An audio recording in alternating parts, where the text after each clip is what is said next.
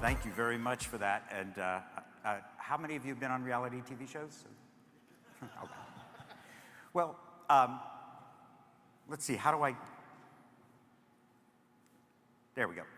I just want to say how great it is to be back. I am a recovering EDA person, and I was thinking this morning that my first DAC that I can remember, and depending on which parties, that this may or may not be accurate, but I believe my first DAC was 26 years ago. How many of you were here in 1993? Okay, couple. And I think my last DAC was in 2005, which I'll tell you about why that is. But you know, I kind of feel, I know so many of you, I probably am like that weird uncle you have, like I know him somehow, but why? But I'm gonna tell you a little bit about myself, and we're gonna start out with something you probably suspect, and that is, I am a nerd. And I know that I am among really good, how many nerds do we have? Now, if I don't see, come on, nerds, nerdettes? But honestly, you know, this is, and I've had a long and wonderful career, but I have to say that my favorite nerds are EDA nerds. There's something about them because you have to be good at so many things. But I knew I was going to be a nerd back when I was growing up in Houston.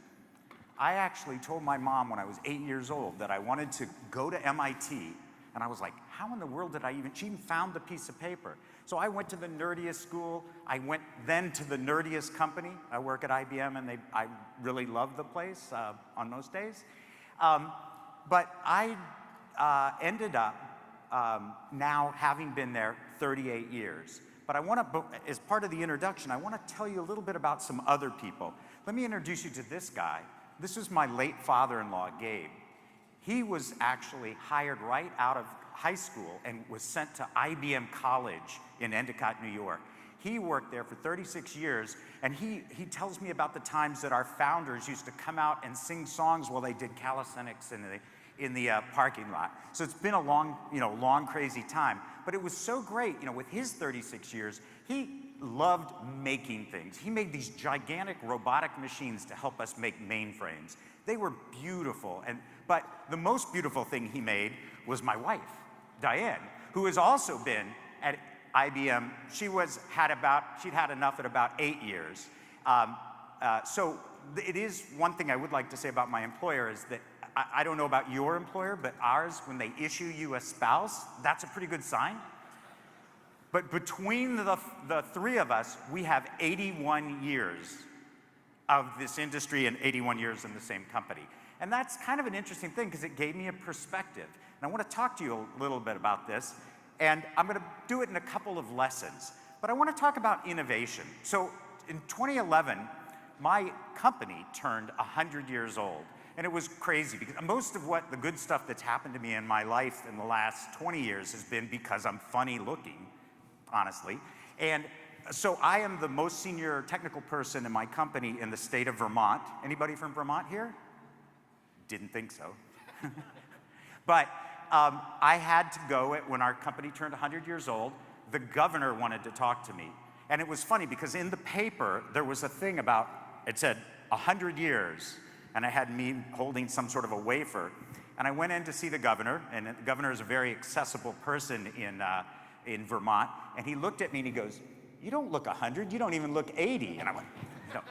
But the interesting thing about that 100 years is a really interesting perspective. Because I love chips. As Rob said, I started out as a chip designer in an analog. But if you actually go back and you look at 100 years of processing, and you look at how much processing you could buy for a fixed amount of money, let's say $1,000, it's pretty interesting because my company started out by making mechanical processors. They were like meat grinders, and still feels like that sometimes, cheese cutters that did mechanical calculations.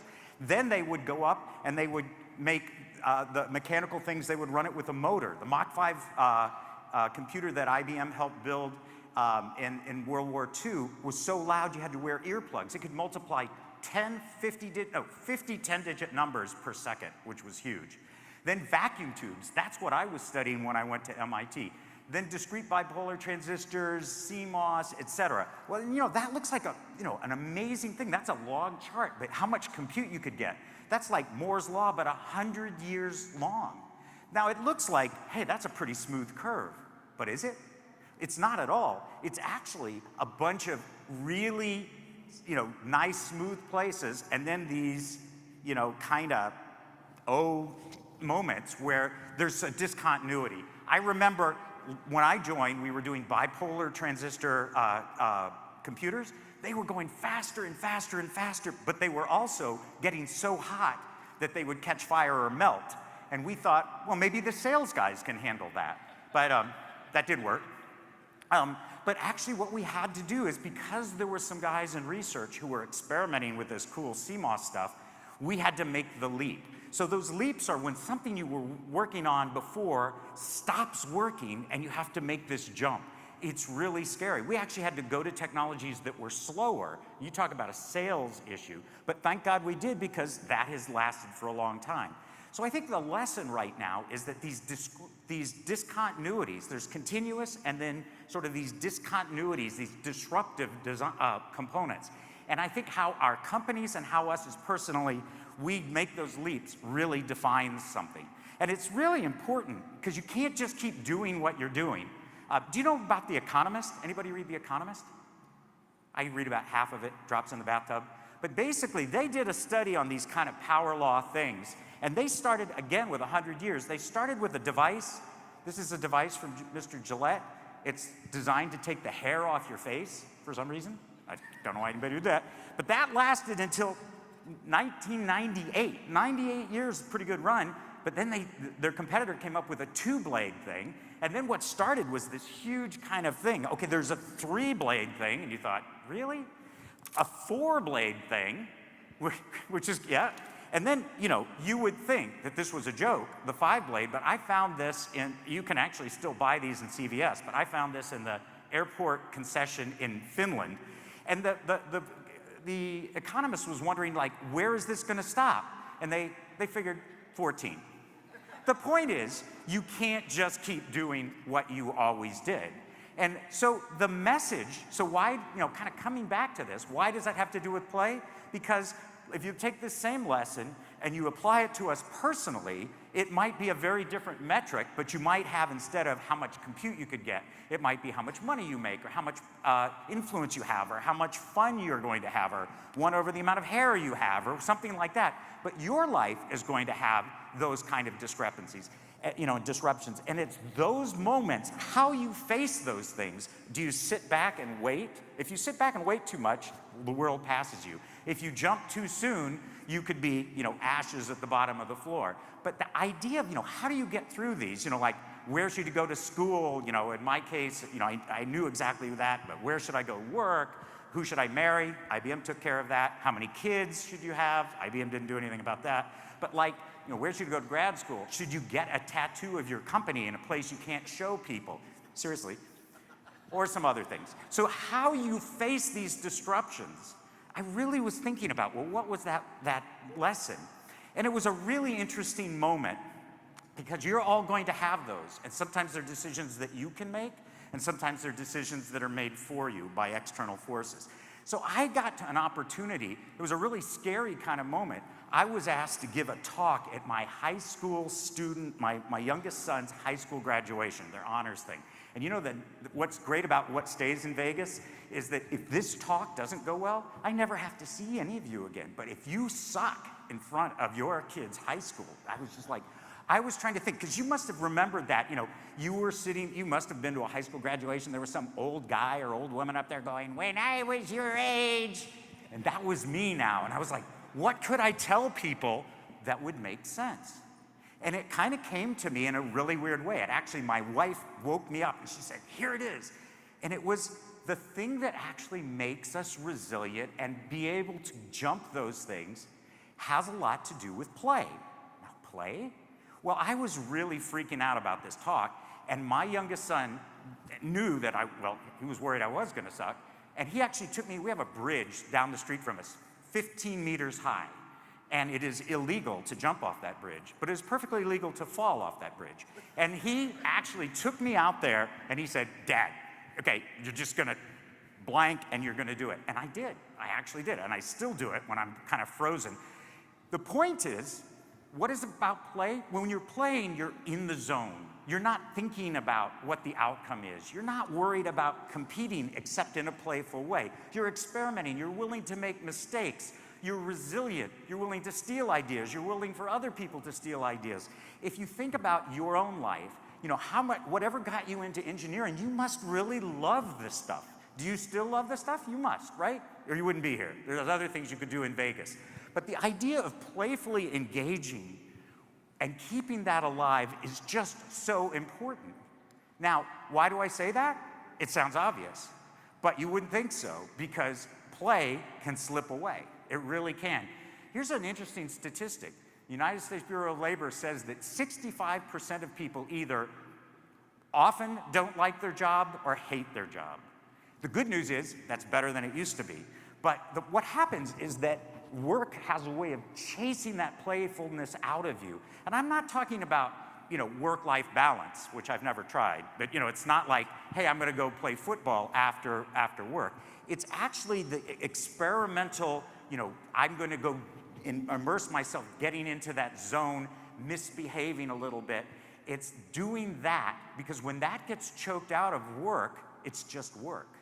So you really, really gotta recommit to every time I have, in my life, I've had a very, very wonderful opportunity in that I've worked on chips. And you know what? It was kind of funny, because when I look back at the times I was most excited, most inventive, I was also the most playful. You know, I've worked on a lot of different chips and with a great team of people all over, not just my company, but in our partners, et cetera. But what's interesting is some of the most noteworthy ones were like video game processors, like PlayStation 3 or Xbox 360 or the Nintendo Wii. Me and 1,000 of my good friends worked on all of those technologies. Those were beautiful machines. They were like supercomputers, but they had to be, you know, $200. We worked so hard. I remember one time having leaderboards of who had gotten the least sleep. Sometimes we would make up stuff. We'd make up accents to answer the question, you know, when people would call us. I remember having a really bad Indian accent and trying to do it. And a friend of mine called, he was Indian, and I was like, I just kept up the accent. But these beautiful game things, they were all about play. You know, it was so cool to come home burned out and have my kids go, Daddy works on video games. I was, oh yeah, I guess that's cool. But it was really tough. I mean, I remember a real serious conversation. We were gonna call Mr. Gates and say, can we move Christmas a couple weeks, you know? That's not gonna happen. But think about how much technology has been driven by play. You know, whether it's being able to play Angry Birds or whatever you guys play on your phones now, or wanting to watch movies or playing video games, it drove a lot. And you know, things kind of come and go. What's really interesting for me, walking around DAC and like the poster sessions yesterday, hardware is coming back. These machines were the first precursors of the GPUs that make AI possible, and I can tell by the energy here that AI is coming back. And that's another kind of sub-story, is what goes around comes around. I just had a quick example of something that I actually was able to resurrect with my friend Mitch DeHaan. There's a great team in Burlington that does a bunch of circuit design tools. This actually software began in the early 90s, but now we got it working on a Raspberry Pi Zero, a $5 chip. I'm sitting there on an airplane last week, and my seatmate is going, is he gonna blow up the plane? But the idea of being able to make your layout editor into Tetris, or so-called Fetris, that was the first thing that we did to actually embed extensibility into our tool. People said, why are you doing that? It became one of the most important flexibility things. Not that Fetris was that great, but it was really fun when you should have been doing something else. Now, the one thing I am going to change gears a little bit is that, you know, even though play can help you be inventive, you know, like most of my 120 patents are peaked around the places that I work the hardest, which makes sense, but it was when I was playing the hardest. But that said, is those discontinuities, when you think about it, it doesn't mean that it always will work out. You can't predict the future. And I'm going to tell you kind of a different story now. I don't know if you've ever saw this, but this picture right here is a very interesting thing. This is the first time that anybody had ever manipulated atoms. This is an IBM commercial in 18 xenon atoms at 4 degrees Kelvin. A guy won a Nobel Prize for that, which was pretty cool. But what I love about my company is or about the industries, there's so many people, that you can meet economists, you can meet ethnomusicologists, you can meet computer scientists, et cetera. But these guys were amazing physics folks. And they built this device, atomic force microscope, and that was pretty cool. But you know what they did? The first thing that they actually did with it, well, the first thing that I actually know is they wrote some naughty words, because that's, of course, the first thing you use any $15 million piece of equipment for. But they've actually been using it to make things like movies. This is A Boy and His Atom. And it's, the fact that and this thing went viral. These movies actually help get people interested and motivated around technology. A little bit more on that. But why am I telling you this story? Because I told you about that IBM had nothing to do with how many kids I had. I had 3 boys. My oldest is Max. He's a maker in Santa Fe. My youngest, Gabe, is a grad student at OHSU. Sam, who is in the upper left, when he was 14 years old, he was out visiting friends, and he stepped off a curb, and a car swerved to avoid his friends and hit my son. And his soul left his body instantly, but we got the phone call he was away. We had to fly down there, and it was the easiest hard decision we ever made. His organs saved 4 other people's lives, and my life stopped. That's why I stopped coming to DAC. But I was there in my friend Don's lab with 2 6-packs of beer, some good music, and through tears and lots of beer, I spent 3 hours moving 33 carbon monoxide molecules to write my son's name. Now, that is really weird, because this was not going to be part of my life. I wasn't expecting this. So it's not like it always works out, but my reaction was, I got to do something. So I did what always came natural. I started playing. And what actually was very interesting is from that exercise came something, well, this actually started first. We started making these rocks. They're called samstones. And if you go look at samstones.org, we'll send you some. And we started making them out of rocks. That was too hard. We started making them out of clay. And at this point, we've made almost 100,000, we estimate. And I actually decided people were very interested in them. So I actually taught myself PHP. And if you can, think about how hard that is, but playing was so important even when it was the hardest. So I created this website. You can go to it, and you can see where people have put them, and they're all over. They've been in space. Sometimes people send you pictures like you just don't even want to look at. They're just crazy things that people do. But this particular one, for example, has been 64 miles up in space. It was launched up on a little sounding rocket, and it was fished out of the ocean, which I thought was pretty cool. But again, the way that I started to get back into my life was playing, which is pretty interesting. And I found that I really love making things. And so as I started to try to rework in there, I started going out and trying to work with my hands. That was healing. And go back to that playful spirit. And it was interesting. I am a rabid MIT person. Any MIT people? Well, that's about the average. Okay, 1. All right. But I started the Vermont's own MIT club, Vomit. And so a group came to us and said, Vomit, can you build us a 7-meter tall robot that is designed to scare children? Actually, to cause spontaneous urination was the joke. And that is a really good use of an engineering education. So we actually started putting this thing together and built these gigantic things, and then we would, mathematically calculate, which is scarier. When you talk, the thing would open, and then we'd move these arms around. Okay, now that was pretty interesting. Then I started getting other kind of gigs. This is like another 7-meter tall thing. This is like a giant diesel hydraulic device for carrying half-naked hippies across a desert. And I did that for other friends. Well, that was kind of interesting. And I think Boz's talk next is going to be fascinating, because he's improved upon this idea, made it a little bit more practical. But the idea of actually building these, what does that have to do with play? Well, every time I did one of these things, I was starting to work with students. I was working with other people. And I was sharing my love of what I did with other people. As a matter of fact, somewhere in there, there's both Ben and Jerry were the ones that I built that one for. And that was really fun. You know, you built this posse, and as soon as you did that, you not only were you reaffirming your own play, but you were sharing your passion with the next generation. I built, for the band Fish, Mike Gordon, their bass player, I helped build 2 generations of keyboards that the audience could play. They were beer-proof, vomit-proof. They were, you know, it's an interesting engineering environment. But the idea of actually taking technology and making it so passionately, you know, sharing it passionately with other people, rebuilds your own passion and gets a dialogue with people. Until you've had a talk about, you know, hydraulic control with a hippie at 3 a.m. on a desert in Nevada, or fire, that's the other thing. So what I found is that any time that you invest energy into making stuff and sharing that passion, it comes back multiple, not just to you, but to your company and to the world. So what's funny about that, though, is so what? You know, so it's fun to play. But it turns out that in that case, it made a big difference to me, because I had decided, you know, after that major tragedy in my life, I needed to change gears.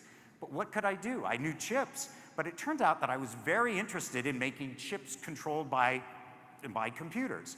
And eventually that became Internet of Things, IoT. Now, I didn't even know how to spell IoT, but my company decided to get into the business. And they had this beautiful building in Munich that they said, hey, we're going to get into the IoT business. And I said, I was an IBM fellow. I couldn't just go and look on the jobs thing. They said, okay, what do you have? So I showed them the 7-meter tall robot thing and the 7-meter tall thing and all those other stuff. And they said, you're hired. Not only that, you're running it. So for the last 2.5, almost 3 years, I was the chief scientist of that. And it was purely because I had made weird stuff. And it was really a great job, other than the fact that I was commuting from Vermont to Munich every other week. I had this whole building to be able to make into an IoT working area. And it was like being paid to play. It was hard, and the travel was hard, but we had great opportunities. So for example, that's where I fell in love with artificial intelligence. One of the big problems that we had is how you know what GDPR is? You know, privacy? We had to figure out, how could you figure out how many people were in a room without ever using a camera or violating, you know, not being able to tell who was in the room. And we started messing around because we had thousands of sensors in that building. And it turns out that we started playing around with TensorFlow and looking at things like sound levels, light levels, CO2 levels, VOCs, that's like the smells that you emit, especially after a night of partying. And it turns out that TensorFlow we were able to build some machine learning models that were able to predict how many people were in a room very accurately. And it turned out that it's not as easy as you think. It's not based on a level, because that completely can change.